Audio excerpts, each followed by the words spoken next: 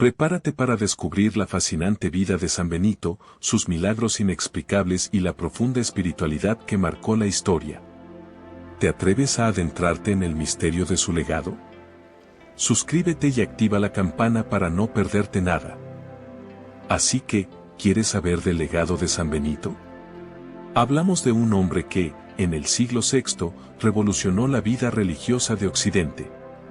Imagina un mundo convulso, lleno de incertidumbre, y en medio de todo eso, un joven noble que decidió renunciar a la comodidad para buscar algo más profundo. Él fundó la Orden Benedictina, un faro de espiritualidad que todavía brilla hoy en día. Su regla, un conjunto de normas para la vida monástica, se convirtió en la base para muchas otras órdenes religiosas. Piensa en la disciplina, la oración, el trabajo manual.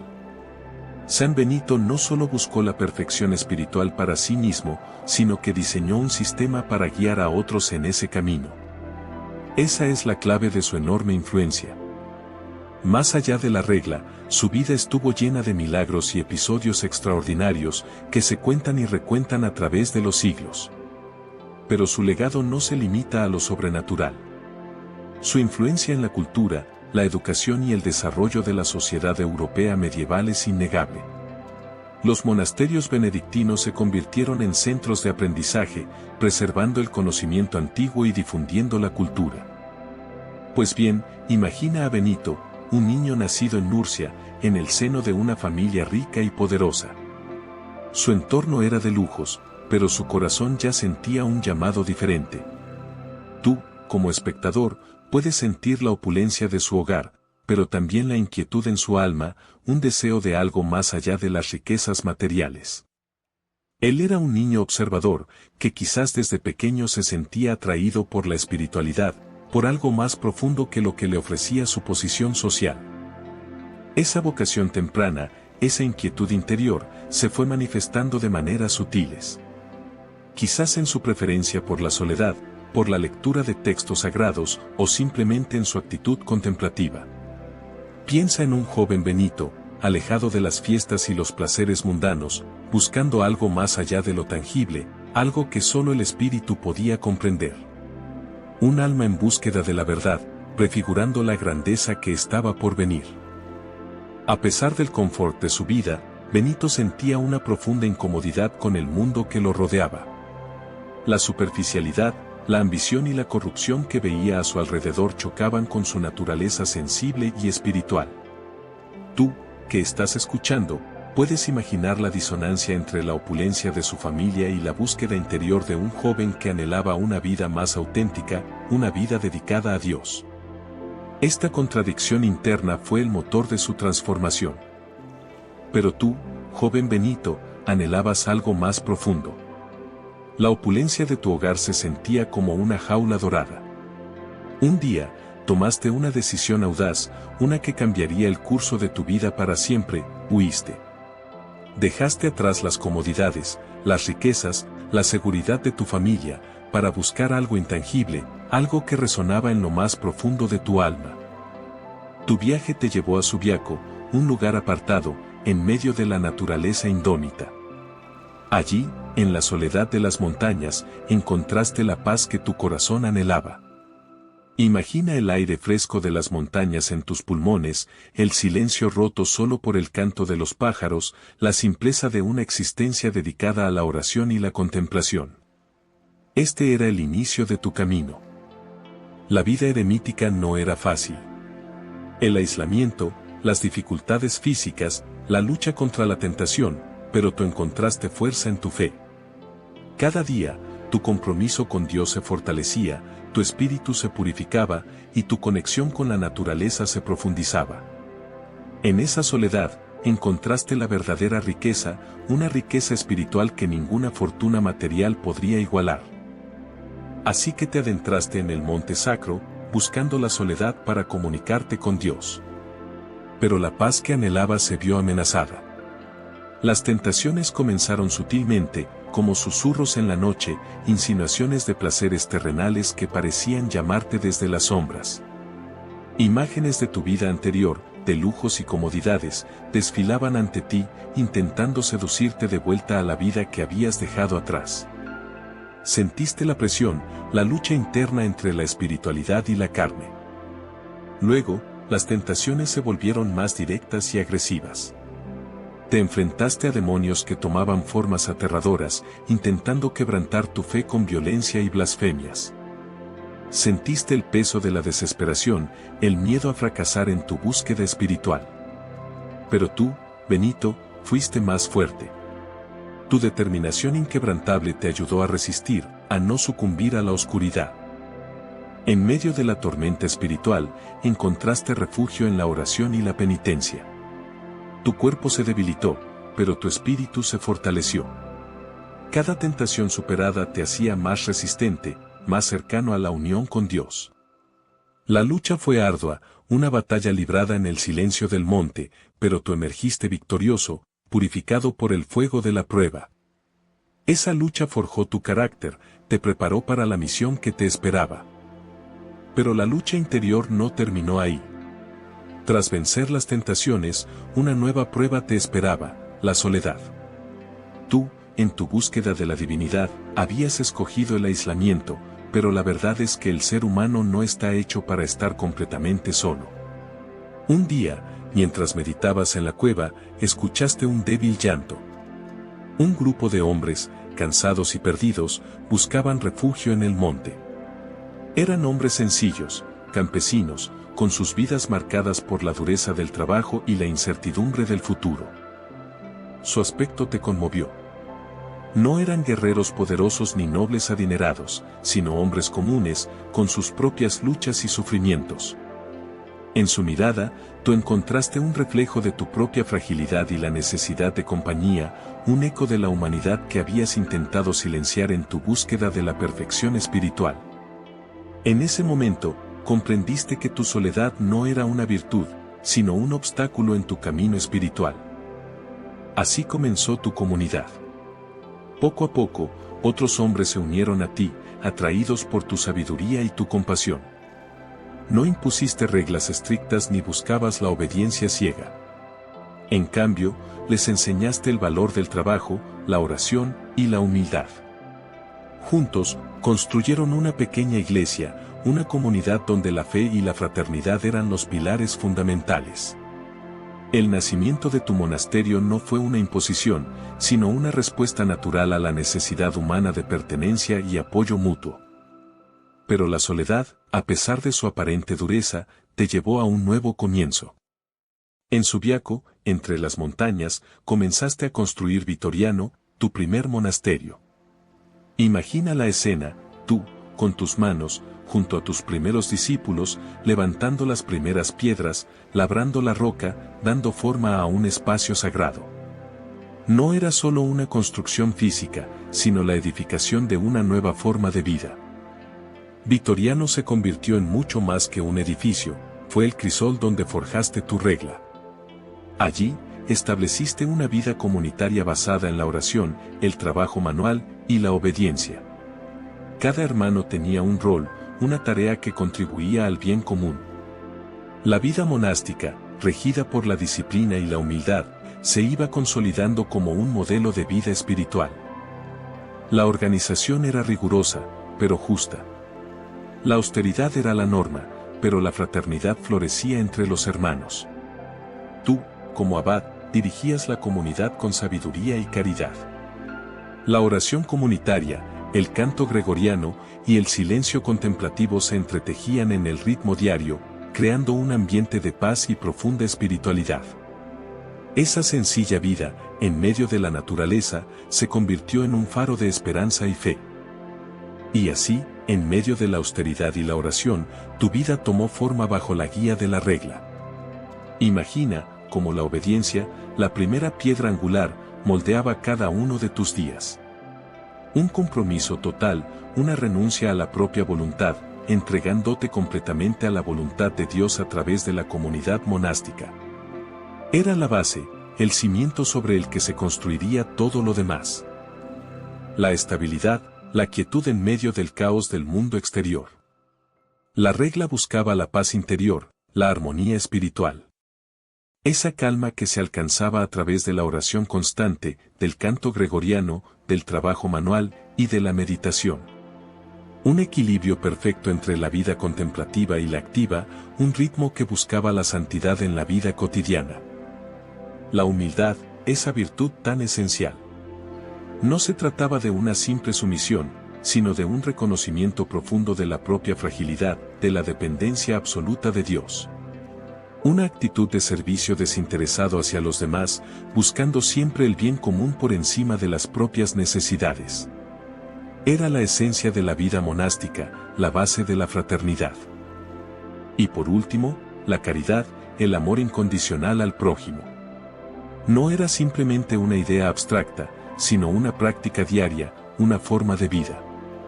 Ayudar al necesitado, compartir lo poco que se tenía, mostrar compasión y misericordia a todos, sin distinción alguna. Un reflejo del amor de Dios, que se extendía a toda la creación. Un compromiso total, ¿verdad? La obediencia para San Benito no era una simple sumisión ciega, sino el camino hacia la libertad interior. Imagina cómo cada orden recibida, cada tarea realizada, te acercaba a Dios. Era un acto de fe, un abandono en manos de la providencia divina que se manifestaba a través de la comunidad monástica. Piensa en ello, la sumisión a la voluntad divina, reflejada en la obediencia a tu abad y a tus hermanos. No se trataba de renunciar a tu individualidad, sino de trascenderla, uniéndote a un propósito mayor, un canto armónico de vidas dedicadas a la gloria de Dios. En la comunidad, encontrabas tu fuerza, tu guía, tu apoyo. La obediencia, por tanto, se convertía en un acto de amor, un sacrificio voluntario que te purificaba y te elevaba. Cada orden recibida, cada tarea cumplida, era una oportunidad para crecer espiritualmente, para acercarte a la santidad. Era un camino de humildad, de entrega total a la voluntad de Dios, manifestada en la comunidad. Así que, ¿te imaginas a Benito, con las manos curtidas por el trabajo, construyendo la abadía? No era solo levantar piedras, era construir un espacio sagrado, un reflejo de la orden y la disciplina que buscaba en su vida. Para Benito, el trabajo manual no era una tarea menor, sino una forma de oración, un camino para acercarse a Dios. Recuerda, ora et labora, reza y trabaja. No son dos cosas separadas, sino dos caras de la misma moneda. El sudor de tu frente, el esfuerzo físico, la paciencia necesaria para cada tarea, todo eso se convertía en una meditación activa. Piensa en la quietud que encontraba Benito mientras cultivaba la tierra, o en la concentración necesaria para copiar un manuscrito. En cada golpe de martillo, en cada línea trazada, él encontraba un espacio para la contemplación, una conexión con lo divino. No se trataba simplemente de producir algo material, se trataba de transformar su propia interioridad. Para Benito, el trabajo era una forma de combatir la ociosidad, enemiga de la espiritualidad. La pereza, él creía, abría la puerta a la tentación y a la distracción. El trabajo manual, por el contrario, disciplinaba el cuerpo y la mente, preparándolos para la oración. Era una forma de humildad, de reconocer la propia dependencia de Dios, incluso en las tareas más sencillas. Observa cómo la vida monástica, a través del trabajo, se convertía en un reflejo del orden divino. Pero la construcción de la abadía no era su único trabajo. Para Benito, la verdadera edificación era la del alma. Imagina, tú, sentado en la silenciosa celda, la Biblia abierta ante ti.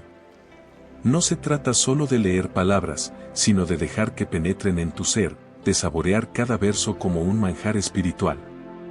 Ese era el secreto de la Lectio Divina, la meditación que él enseñaba a sus monjes. Lectio, meditatio, oratio, contemplatio, 4 pasos para alcanzar la sabiduría divina. Primero, la lectura atenta, saboreando cada palabra. Luego, la meditación, reflexionando en su significado, dejando que resuene en tu corazón. Después, la oración, expresando tu diálogo con Dios, dejando que tu alma se abra a su gracia. Y finalmente, la contemplación, la unión con lo divino, ese momento de paz profunda donde la sabiduría de Dios se revela en tu interior. Es un proceso lento, paciente, que requiere de silencio y entrega. Pero la recompensa, la comprensión profunda de la palabra de Dios, vale cada instante de introspección. Así aprendió Benito, así enseñó a sus hermanos. No se trata solo de leer palabras, sino de sentirlas en tu alma. Benito te enseñaba que la humildad era el cimiento de la vida espiritual. Piensa en ello, ¿qué significa para ti la sencillez? Para Benito, era despojarse de vanidades, de la búsqueda de la gloria humana, para abrazar la grandeza de Dios. Era reconocer tu pequeñez ante la inmensidad de su creación. La humildad no es debilidad, sino fuerza. Es la valentía de reconocer tus errores, de pedir perdón, de servir a los demás sin esperar nada a cambio. Imagina la sencillez de su vida, un hábito tosco, una celda austera, una dieta simple. Todo ello, un reflejo de su entrega total a Dios, una renuncia a los placeres mundanos para encontrar la verdadera riqueza espiritual. Para alcanzar esa humildad, Benito te animaba a la oración constante, a la contemplación de la naturaleza, a la práctica de la caridad. Observa tu entorno, ¿qué te enseña sobre la sencillez y la humildad? Recuerda que la verdadera grandeza no reside en lo material, sino en la riqueza interior, en la paz que solo Dios puede otorgar. Cultiva esa humildad en tu vida, y verás cómo florece en ella la verdadera alegría. Pero Benito no se quedó en la teoría. Para él, la caridad era acción, era sudor y manos que trabajaban por los demás. Imagínate, tú, viendo a un pobre hambriento a las puertas de Subiaco. ¿Qué harías? Benito no dudaba, compartir su pan, su abrigo, su propia vida si fuese necesario. Su monasterio se convirtió en un faro de esperanza, un refugio para los necesitados, un lugar donde el amor se traducía en hechos concretos. Recuerda que para Benito, la caridad no era un acto aislado, sino una forma de vida. No se trataba solo de dar limosna, sino de comprender el sufrimiento ajeno, de ponerse en el lugar del otro. Él enseñaba con el ejemplo, dedicando su vida al servicio de los más vulnerables, compartiendo su tiempo, sus recursos, su corazón con aquellos que más lo necesitaban. Esa es la verdadera caridad, ¿verdad? Piensa en ello, ¿cómo puedes tú, en tu vida diaria, practicar la caridad? No necesitas ser un santo para ayudar a los demás. Un pequeño gesto, una palabra amable, una mano tendida, todo cuenta. Benito nos enseña que la caridad es un camino, una búsqueda constante de la compasión y la solidaridad.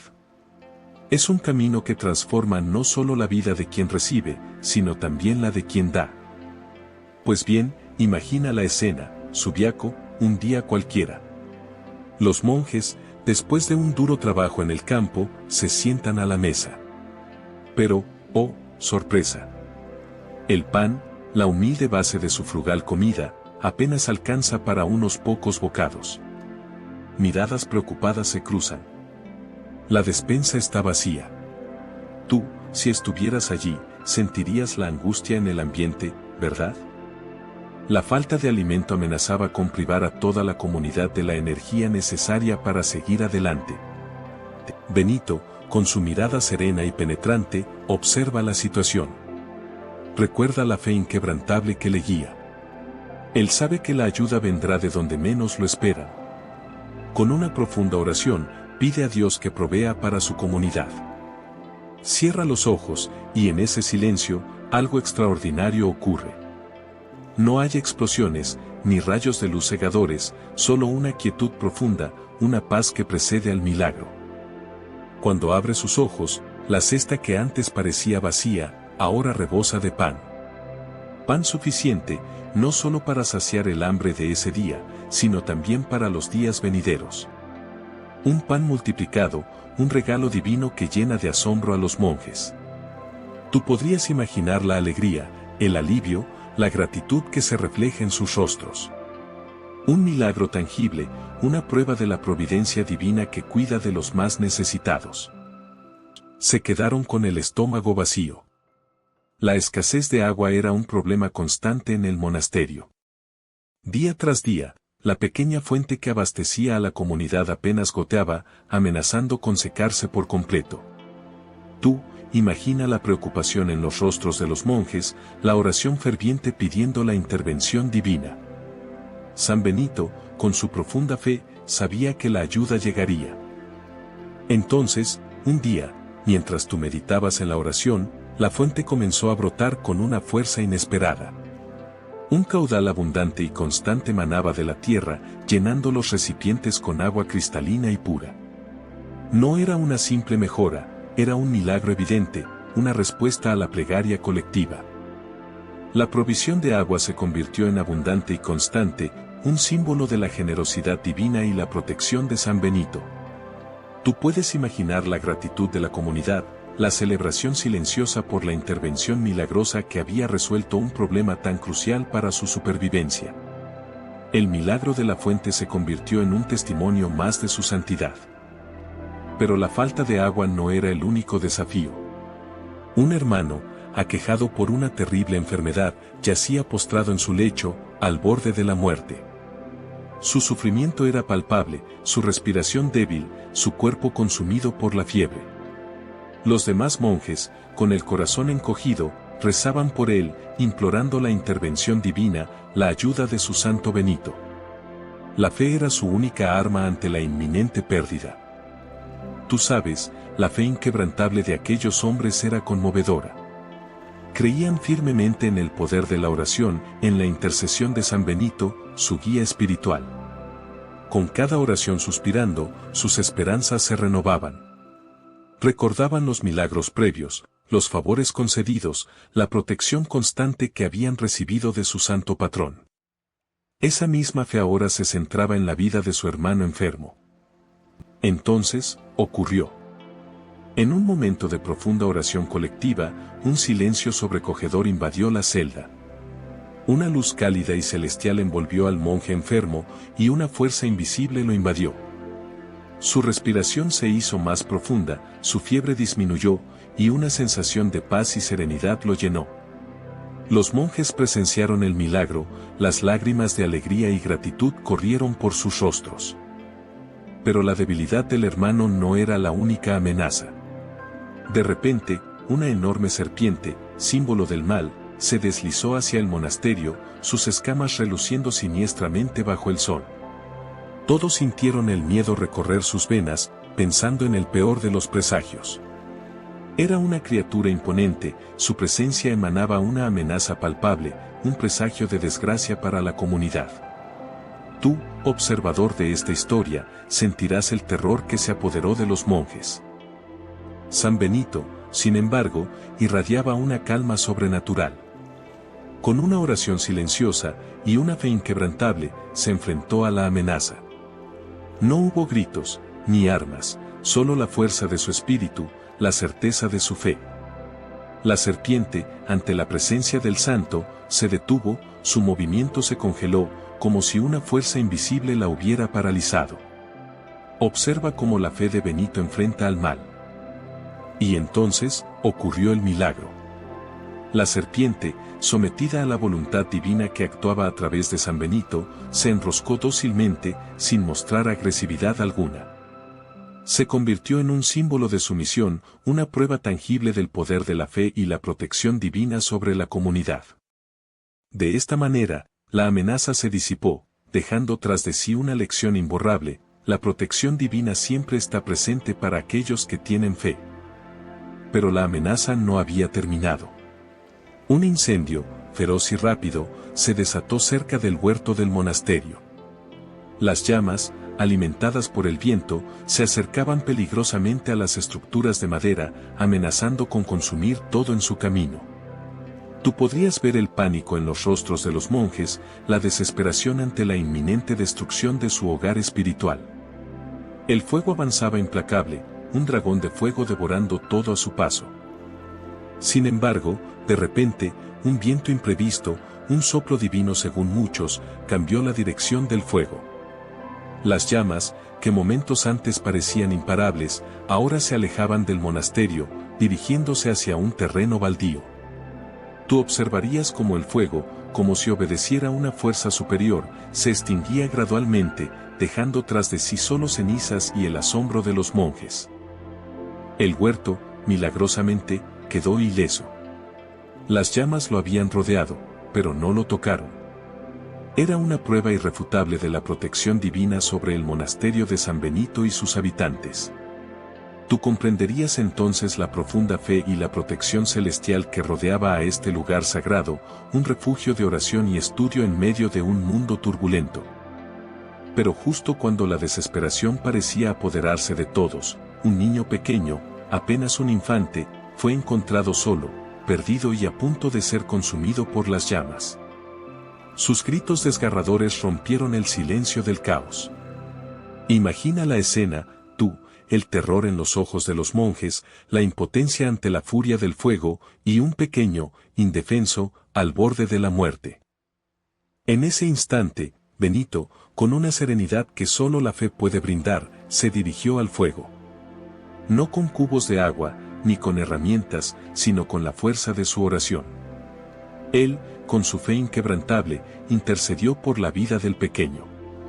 Tú podrías sentir la potencia de esa plegaria, la convicción en su mirada, la confianza en la protección divina. Y de repente, como si una mano invisible hubiera intervenido, las llamas cambiaron de dirección. El viento, que antes alimentaba el fuego, ahora lo alejaba del niño. El pequeño fue rescatado ileso, un milagro palpable, una prueba tangible de la protección divina que Benito extendía sobre los inocentes. Piensa en la alegría que debió invadir a los monjes, en el alivio que sintió la comunidad. Mira, la leyenda cuenta que Totila, el rey ostrogodo, temible guerrero y conquistador, se acercó a San Benito buscando su consejo. Imagínate, el poderoso rey, acostumbrado a la obediencia incondicional, frente a un hombre de Dios, humilde y sereno. La tensión debe haber sido palpable. ¿Qué buscaba Totila en el santo? Algunos dicen que ansiaba la bendición divina para sus campañas, otros que buscaba guía espiritual en medio de la guerra. La historia nos revela un encuentro cargado de simbolismo. Un rey, representante del poder terrenal, sometiéndose a la autoridad espiritual de San Benito.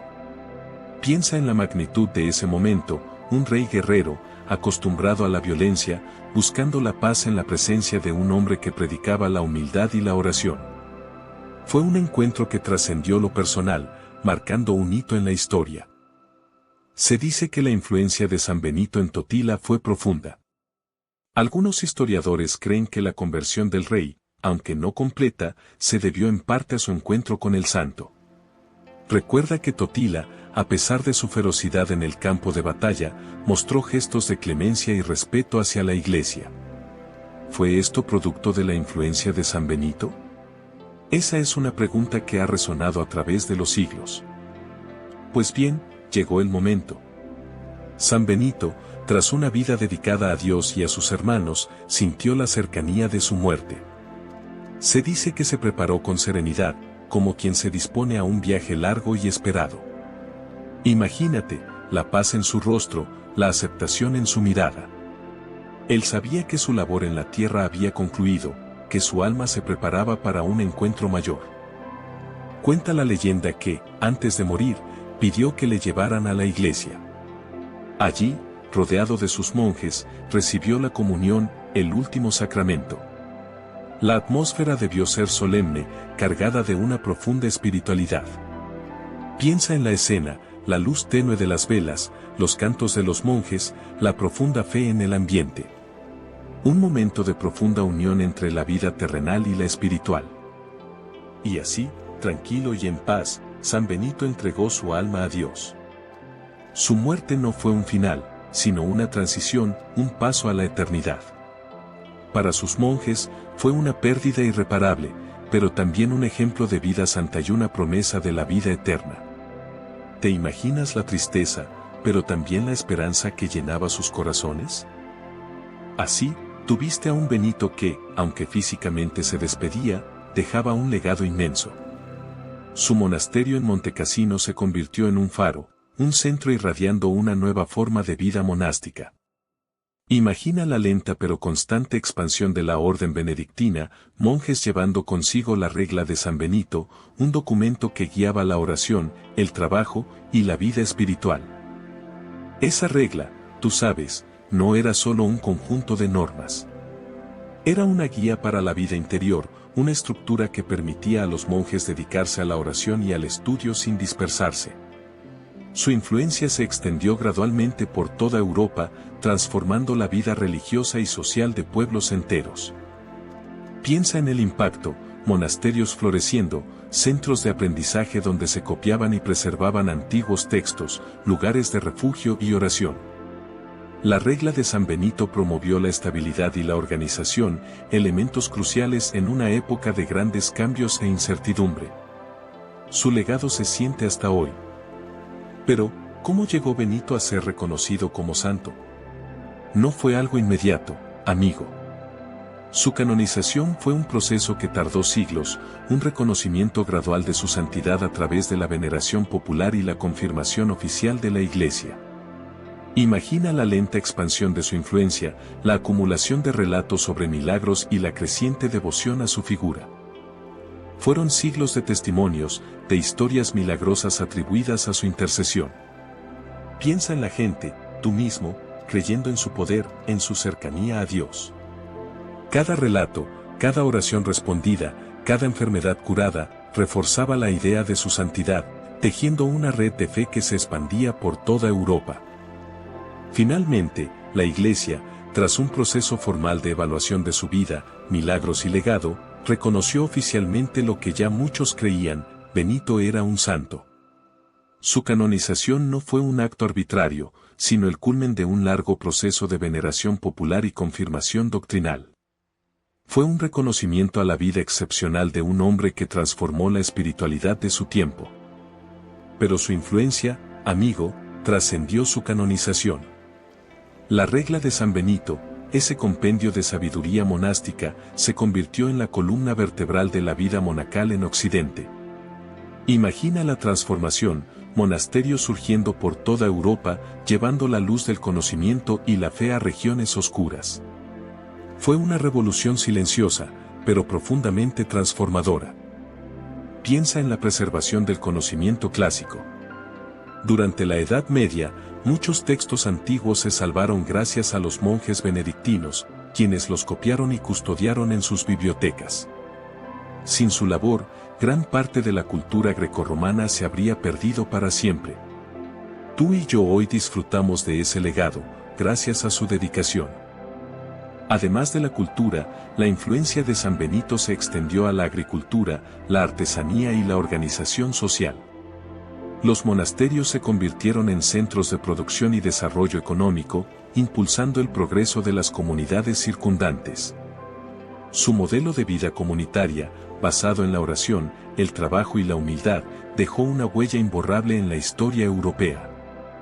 Espero que hayas disfrutado de este viaje a la vida de San Benito. Si te gustó, dale a like y suscríbete para más historias fascinantes. ¿Qué te pareció su legado? Déjalo en los comentarios.